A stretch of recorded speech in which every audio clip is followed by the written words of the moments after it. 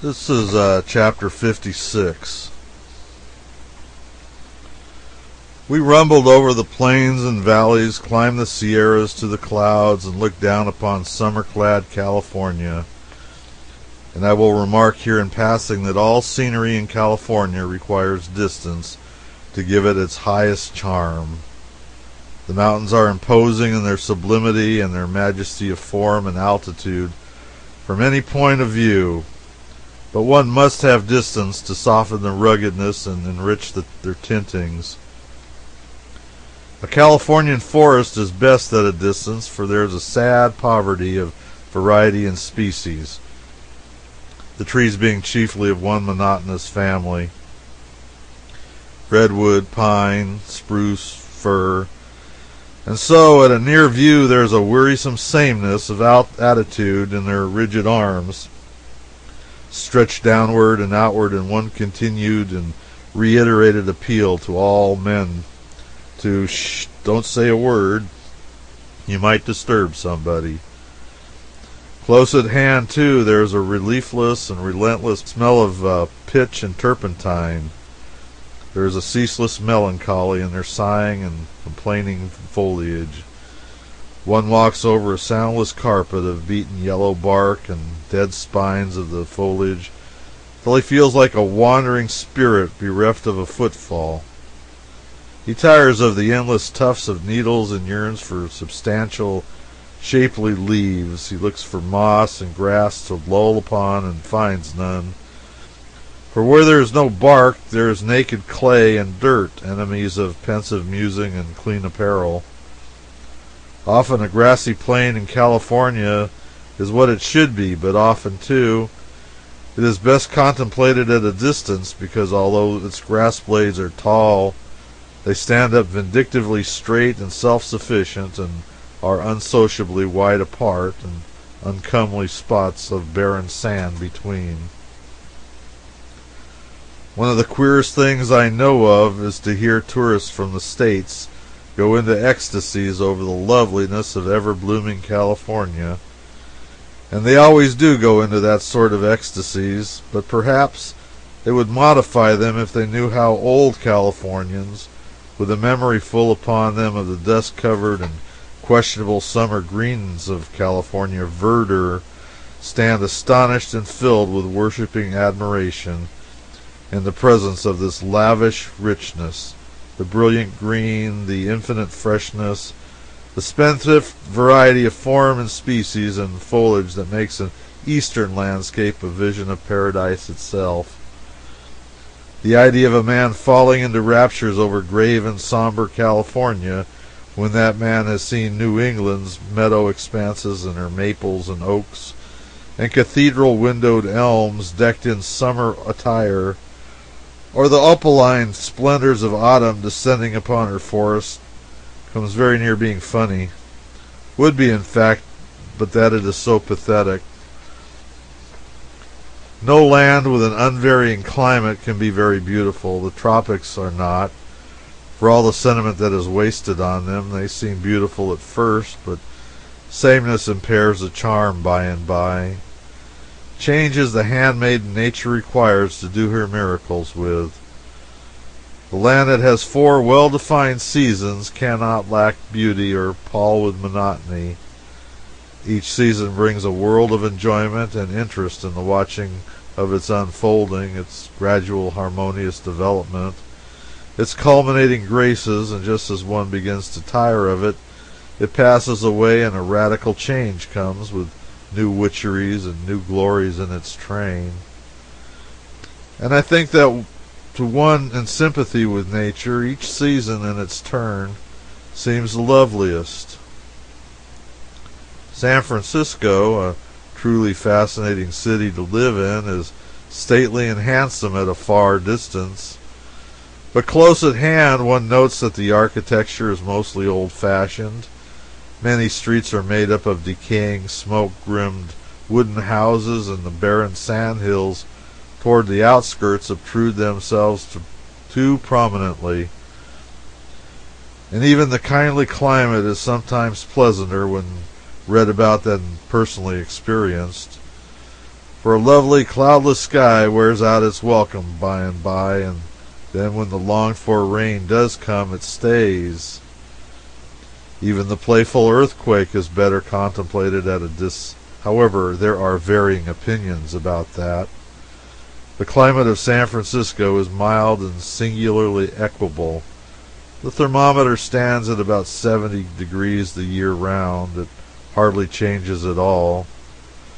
You sleep under 1 or 2 light blankets, winter and summer, and never use a mosquito bar.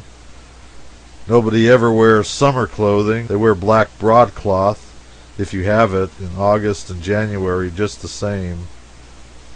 It is no colder and no warmer in the one month than the other.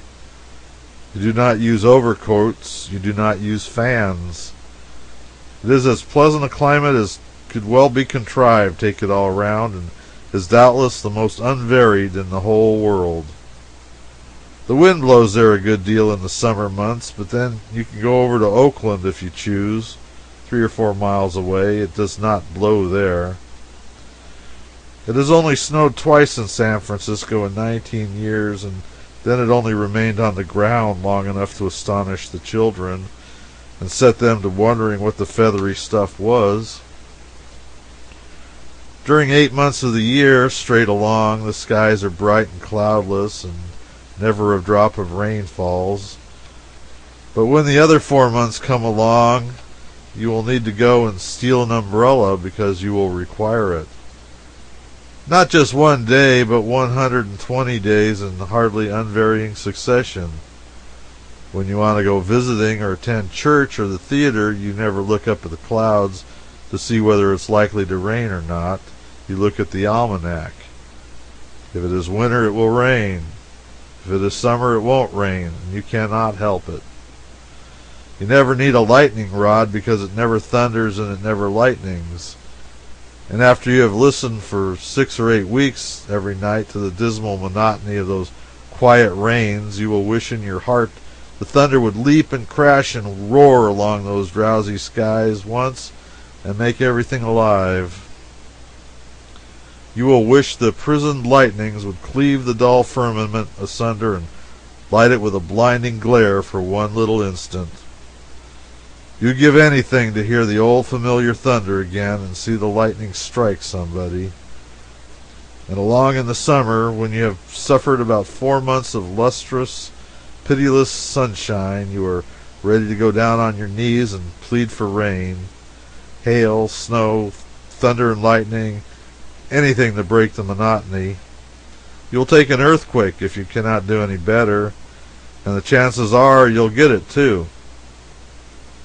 San Francisco is built on sand hills, but they are prolific sand hills. They yield a generous vegetation. All the rare flowers which people in the States rear with such patient care in parlor flower pots and greenhouses flourish luxuriantly in the open air there all year round. Callia lilies, all sorts of geraniums, passion flowers, moss roses. I do not know the names of a 10th part of them. I only know that while New Yorkers are burdened with banks and drifts of snow, Californians are burdened with banks and drifts of flowers, if they only keep their hands off them and let them grow.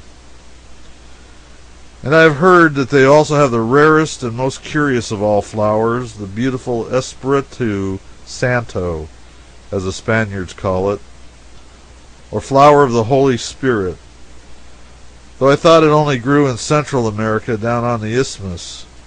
In its cup is the daintiest little facsimile of a dove, as pure as snow. The Spaniards have a superstitious reverence for it. The blossom has been conveyed to the States, submerged in ether, and the bulb has been taken thither also, but every attempt to make it bloom after it arrived has failed.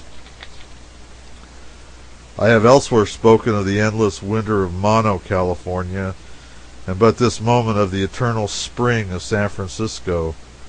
Now, if we travel 100 miles in a straight line, we come to the eternal summer of Sacramento. One never sees summer clothing or mosquitoes in San Francisco, but they can be found in Sacramento. Not always and not unvaryingly, but about 143 months out of 12 years, perhaps. Flowers bloom there always, the reader can easily believe. People suffer and sweat and swear morning and night, and wear out their staunchest energies fanning themselves. It gets hot there, but if you go down to Fort Yuma, you'll find it hotter. Fort Yuma is probably the hottest place on earth. The thermometer stays at 120 in the shade there all the time, except when it varies and goes higher. It is a U.S. military post, and its occupants get used to the terrific heat that they suffer without it. It is a tradition attributed to John Phoenix, and it has been purloined by 50 different scribblers who were too poor to invent a fancy but not ashamed to steal one. That a very, very wicked soldier died there once, and of course went straight to the hottest corner of perdition, and the next day he telegraphed back for his blankets. There's no doubt about the truth of this statement. There can be no doubt about it. I've seen the place where that soldier used to board.